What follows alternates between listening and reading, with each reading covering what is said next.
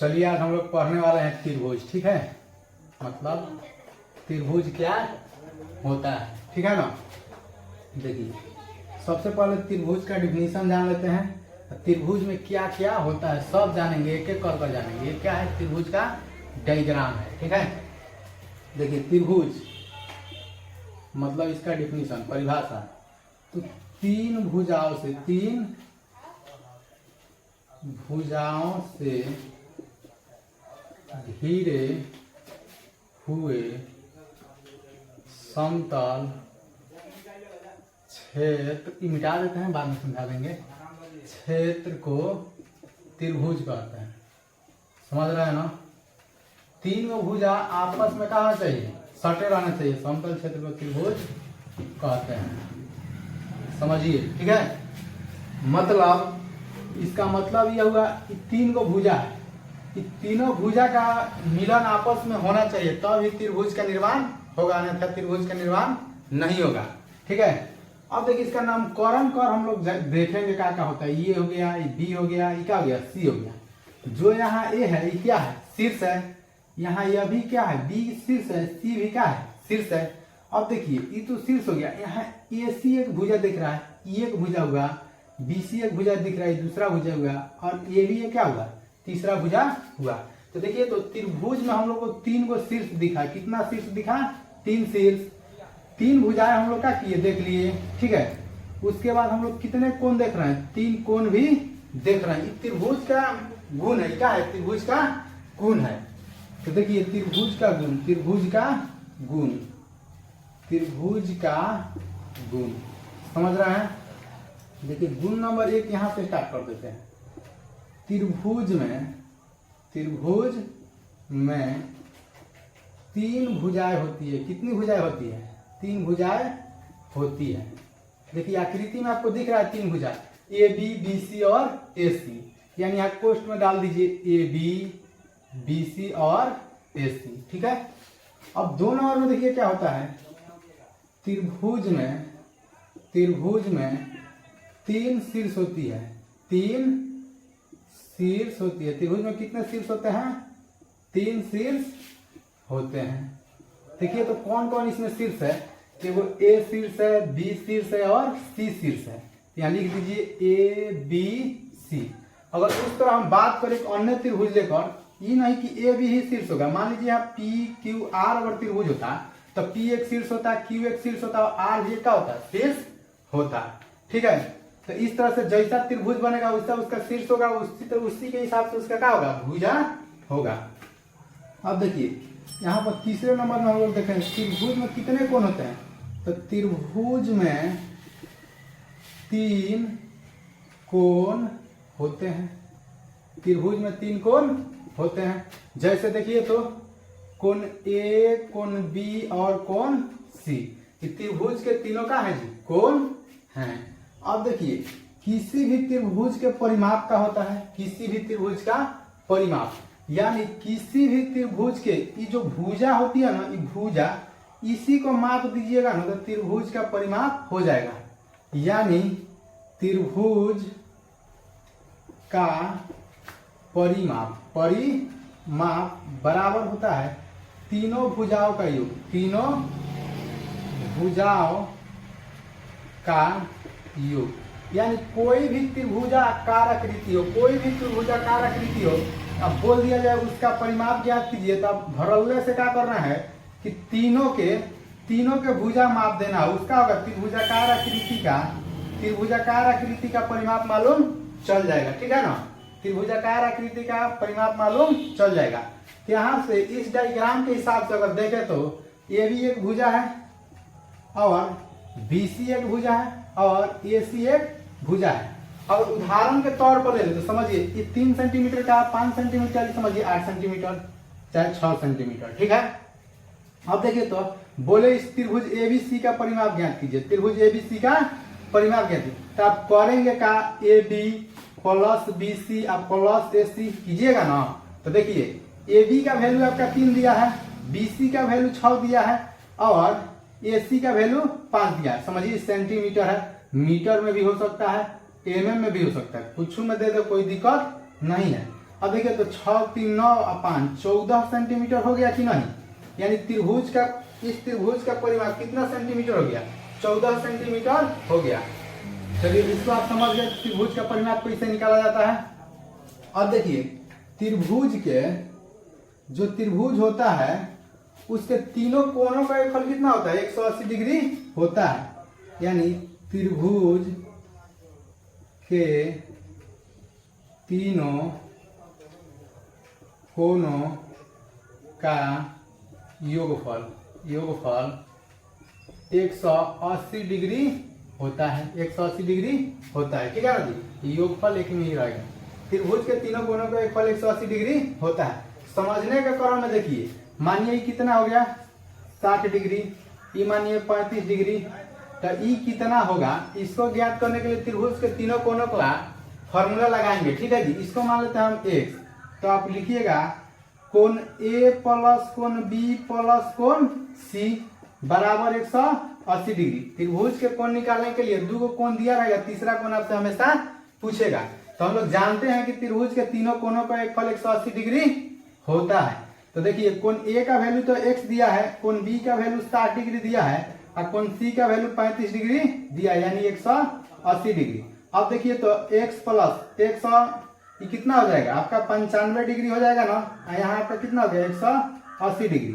अब देखिए x बराबर कितना हो जाएगा 180 डिग्री माइनस 95 डिग्री, कितना होगा 95 डिग्री। ठीक है, अब देखिए तो x बराबर क्या हो जाएगा, ये आपका हो गया कितना 5, कितना हो गया 5, 18 में से 9 हो जाएगा, कितना हो जाएगा 95, कितना हो गया आपका 95 हो गया। घटा लीजिए शौक है तो कितना होता है 85 में से, सॉरी कितना होगा 85 होगा। ठीक है ना जी, तो यहाँ पर देखिए तो 85 डिग्री कोण का वैल्यू कितना है 85 डिग्री आ गया कि नहीं आ गया। तो इसलिए त्रिभुज के तीनों कोनों का योगफल 180 डिग्री होता है। इस चीज को आप ऐसे भी लिख सकते हैं कि कोण A प्लस कोण B प्लस कोण C बराबर 180 डिग्री, बराबर में लिख लीजिए कोण A प्लस कोण B प्लस कोण C बराबर 180 डिग्री। यानी हम लोग समझ गए ना कि त्रिभुज के तीनों कोनों का योगफल 180 डिग्री होता है। ठीक है, अब देखिए त्रिभुज के दो भुजाओं का योग तीसरी भुजा से हमेशा अधिक होना चाहिए, तब ही त्रिभुज का निर्माण होगा।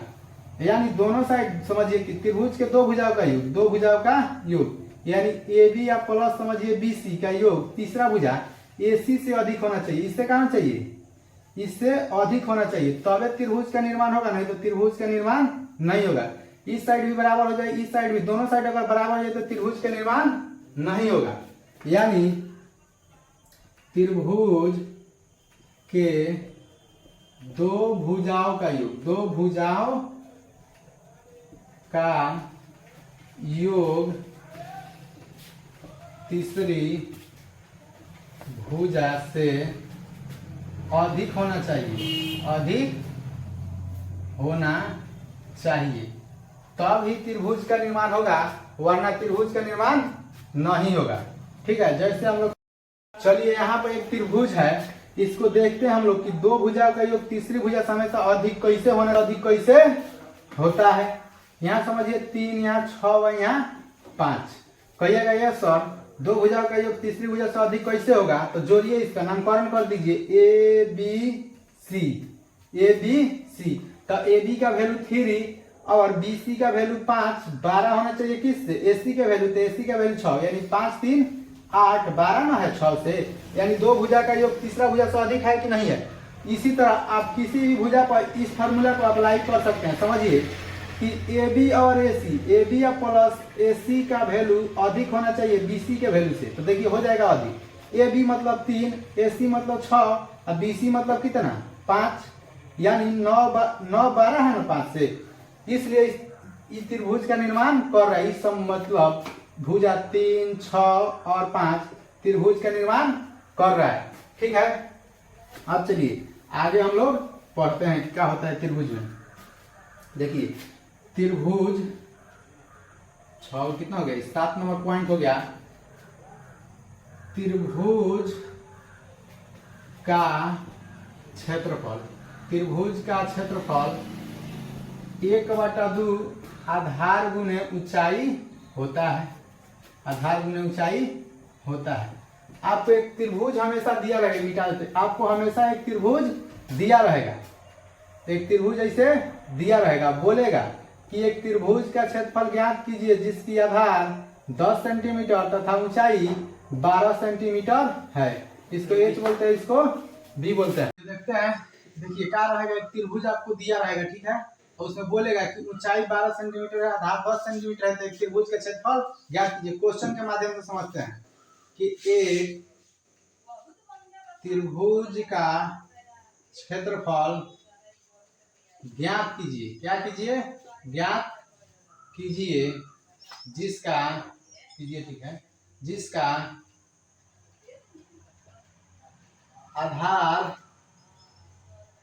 आधार 10 सेंटीमीटर तथा ऊंचाई 12 सेंटीमीटर है। तो कुछ नहीं करना, हल तो आपको लिखना पड़ेगा, ठीक है। तो देखिए आधार, त्रिभुज का आधार कितना दिया है, त्रिभुज का आधार, त्रिभुज का आधार कितना दिया है, 10 सेंटीमीटर दिया है कि नहीं दिया है। और ऊंचाई, त्रिभुज का ऊंचाई, ऊंचाई समझिए कितना दिया है, त्रिभुज की ऊंचाई कितना दिया है, 12 सेंटीमीटर दिया है। तो समझिए ना, त्रिभुज का क्षेत्रफल क्या होता है, त्रिभुज का क्षेत्रफल 1/2 आधार गुने ऊंचाई, लिखा है आपके सूत्र, ठीक है, बस मान भर देना है केवल। 1/2 आधार कितना दिया है, 10 सेंटीमीटर, तो 10 सेंटीमीटर कितना होगा, 10 सेंटीमीटर, और ऊंचाई कितना दिया है, 12 सेंटीमीटर, 5 दूना 10, यानी 5 सेंटीमीटर गुने 12 सेंटीमीटर। देखिए तो 12 × 5 = 60, और सेंटीमीटर सेंटीमीटर का क्या हो जाएगा, सेंटीमीटर स्क्वायर, ठीक है।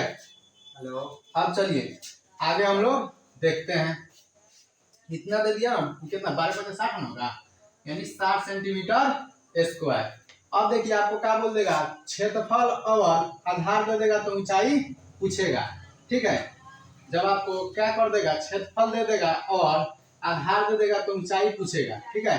अब यहाँ पर क्वेश्चन में लिखकर हम आपको ऐसा ही समझाने का प्रयास करते हैं कि त्रिभुज का क्षेत्रफल, त्रिभुज का क्षेत्रफल 60 सेंटीमीटर स्क्वायर है, 60 सेंटीमीटर स्क्वायर है, और त्रिभुज का आधार, त्रिभुज का आधार, त्रिभुज का आधार समझिए कि 10 सेंटीमीटर है, तो पूछ देगा त्रिभुज का ऊंचाई ज्ञात कीजिए, ऊंचाई ज्ञात कीजिए, तो ऊंचाई h बराबर वाट, ठीक है। अब देखिए तो त्रिभुज का क्षेत्रफल, त्रिभुज का क्षेत्रफल, त्रिभुज का क्षेत्रफल क्या होता है, 1/2, आधार को हम लोग किससे डिनोट करते हैं, b से डिनोट करते हैं, और ऊंचाई को h से। तो देखिए तो चाहिए समझ लीजिए, त्रिभुज का क्षेत्रफल यहाँ दिया है 60 सेंटीमीटर स्क्वायर, ठीक है। और देखिए त्रिभुज का क्षेत्रफल बराबर 1/2 आधार गुने ऊंचाई, मतलब b गुने h लिख सकते हैं, आधार को b से स्वीप कर दे, आधार को b से और ऊंचाई को h से। अब देखिए यहाँ कितना हो गया आपका, 60 दे दिया है, ठीक है। अब यहाँ कौन सी में भाग में है, बराबर के साइड में देंगे तो क्या हो जाएगा, गुना हो जाएगा, आपका आधार दे दिया है, यानी 10 गुने h बराबर 60 गुने 2। देखिए बाबू 2 कहाँ से आया है, तो 2 आपको भाग था, यहाँ पे इधर गया तो गुना, ठीक है। अब देखिए h बराबर 120 बटा में 10 हो जाएगा, 0 से 0 खत्म, यानी h बराबर 10 सेंटीमीटर आ गया कि नहीं आ गया। उस समय देखिए तो उस समय हम लोग का दिया था, यहाँ कितना है, 10 में था, ठीक है, 60 गुना 120, 10 सेंटीमीटर आ गया ऊंचाई, ठीक है। अब देखिए अब की बार हम लोग क्या दे देगा, समझिए कि आपको ऊंचाई दे देगा 12 सेंटीमीटर, ऊंचाई दे देगा 12 सेंटीमीटर, ठीक है। तो पूछ लेगा आधार क्या होगा, नीचे ना लिखकर यहीं पर लिख देते हैं, समझिएगा आप लोग, b बराबर वाट, ठीक है। अब चलिए इसे मिटा देते हैं, त्रिभुज का तो क्षेत्रफल वही रहेगा, त्रिभुज का तो क्षेत्रफल वही रहेगा 60 सेंटीमीटर, बस अब की बार क्या बदला है, तो अब की बार इसका ऊंचाई बदला है। तो त्रिभुज का क्षेत्रफल 1/2 आधार गुने ऊंचाई, आधार गुने ऊंचाई, तो समझिए 60 दिया है तो 60 रहेगा, 1/2 है तो 1/2। अब की बार तो आधार निकालना है, तो आधार हो गया, b का वैल्यू कितना दिया है, b का वैल्यू 12 दिया है, इसको कटा भी सकते हैं आप, 6 गुना 12 बराबर 60, अब देखिए तो b गुने 6 बराबर 60। अब देखिए तो b बराबर कितना हो गया 60 बटा में 6, यानी b बराबर कितना आ गया आपका 10 सेंटीमीटर। आधार आपका कितना आ गया 10 सेंटीमीटर। जब यहाँ पे कितना था 12 था, तब आधार कितना आ गया 10 सेंटीमीटर आ गया। यानी त्रिभुज का हम लोग सब कुछ पढ़ लिए। अब देखिए भुजा के आधार पर त्रिभुज के कितने भेद होते हैं, ठीक है। तो भुजा के आधार पर त्रिभुज के भेद यहाँ पर आप लिख सकते हैं, स्टार देकर लिख सकते हैं। भुजा के आधार पर त्रिभुज का प्रकार, ठीक है। भुजा के आधार पर त्रिभुज त्रिभुज का प्रकार। तो समझिए भुजा के आधार पर त्रिभुज 3 प्रकार के होते हैं। एक होते हैं समबाहु त्रिभुज, समबाहु त्रिभुज। एक होता है, यहाँ 1 नंबर डाल लीजिए। दूसरा होता है समद्विबाहु त्रिभुज, समद्विबाहु त्रिभुज। और तीसरा होता है आपका विषमबाहु त्रिभुज, विषमबाहु त्रिभुज। क्या होता है विषमबाहु त्रिभुज, ठीक है। और हम लोग अगले क्लास में पढ़ेंगे समबाहु त्रिभुज के बारे में, ठीक है। इसका क्षेत्रफल, इसका परिमाप और इससे संबंधित सभी क्वेश्चन, ठीक है।